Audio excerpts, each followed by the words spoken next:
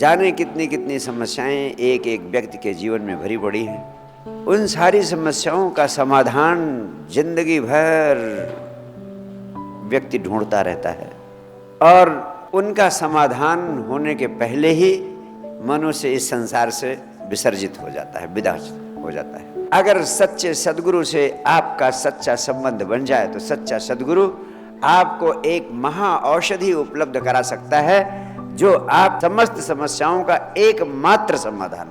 जितनी समस्याएं हैं उनको जड़ से ही काट देना। और अब तक इस पृथ्वी पर जितने संबुद्ध हुए हैं सबने यही चेष्टा की है कि तुम्हें वह महा औषधि मिल जाए। वह महा औषधि क्या है?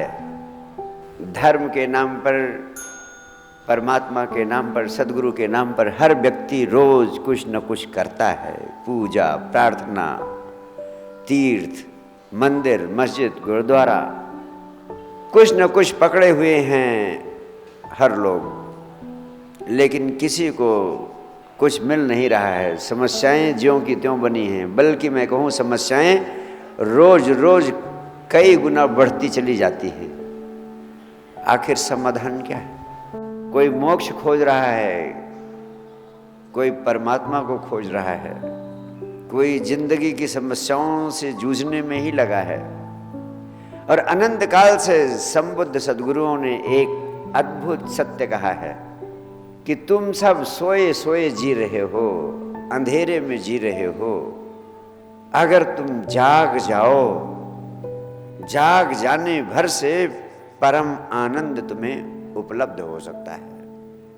दूसरे शब्दों में मैं कहना चाहूं तो समस्त संबुद्धों ने एक बात कही है कि मूल रूप से तुम आनंद स्वरूप हुई हो, यानी तुम्हारा स्वभाव आनंद का है। लेकिन इसका ठीक उल्टा तुम 24 घंटे उदास, निराश, मरे मराए, मुरझाए जीते हो। इसका अर्थ तुम अपने मूल स्वरूप में नहीं हो। अगर तुम मूल स्वरूप को प्राप्त कर लो, अपने स्वभाव को प्राप्त कर लो, तो तुम परम आनंद को उपलब्ध हो सकते हो। परम आनंद यानी परमात्मा ही तुम्हारा स्वभाव है और उसे तुमने खोया नहीं है, तुम सिर्फ उसे भूल गए हो। इसीलिए इस पृथ्वी पर जो सबसे अद्भुत धर्म ग्रंथ हैं उपनिषद, इस पृथ्वी पर जो सबसे अद्भुत एकमात्र धर्म ग्रंथ है गीता, जिसमें सब धर्मों का सार निहित है, उसका एकमात्र उद्घोष है तुम वही हो, तत्त्वम् असि, यानी तुम्हारा मूल स्वभाव परम आनंद का है। और उस मूल स्वभाव को तुम प्राप्त कर लो तो परम आनंद यानी परमात्मा तुम्हें उपलब्ध हो गया। अब प्रश्न उठता है कि मूल स्वभाव को कैसे प्राप्त किया जा सकता है। इस संबंध में भी आपको बड़ी चौंकाने वाली बात बताना चाहता हूँ। भारतवर्ष की धरती पर अध्यात्म जगत में एक शब्द सर्वाधिक महत्वपूर्ण है। उस शब्द को कहते हैं सुमिरन।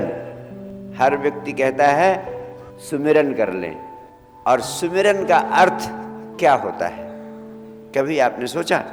सुमिरन शब्द स्मरण शब्द से बना है। स्मरण का ही अपभ्रंश है। स्मरण का अर्थ होता है याद करना।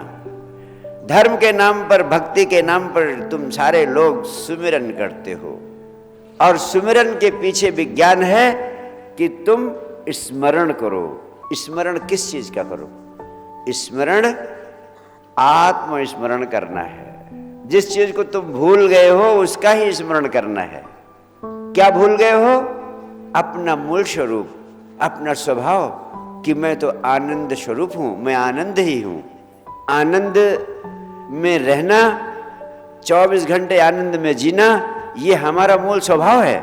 लेकिन इस मूल स्वभाव को हमने विसार दिया है, विस्मृत हो गए हैं, छोड़ दिया है, भूल गए हैं। दूसरे शब्दों में मैं कहूं, आप अपने मन के अगले भाग में, अगले हिस्से में बहुत थोड़ी सी जगह में जीते हैं। से सारा हिस्सा आपके अस्तित्व का, आपके मन का ऐसा है जिससे आप अपरिचित रह जाते हैं। उदाहरण के लिए, जैसे एक व्यक्ति के पास बहुत बड़ा महल हो और वह व्यक्ति अपने महल के बरामदे में ही सोता रहे और उसी में सोते सोते अपनी जिंदगी बिता दे, ऐसे ही सारे मनुष्य का जीवन है।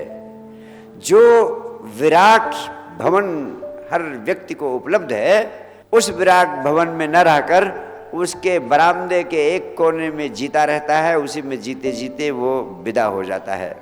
उसको कैसे विराट भवन दिलाया जा सकता है? उसको सिर्फ याद दिला दिया जाए कि ये बरामदा ही नहीं है तुम्हारे पास, ये देखो पूरा पूरा विराट राजभवन है तुम्हें उपलब्ध, और उसकी जानकारी तुम्हें हो जाए, उसका स्मरण हो जाए, तुम्हें पता भर चल जाए, तो आप बरामदे के दुखी जीवन से मुक्त होकर उस विराट राजमहल के आनंदमय जीवन को जी सकते हो। इसलिए तुम्हें सिर्फ स्मरण करना है।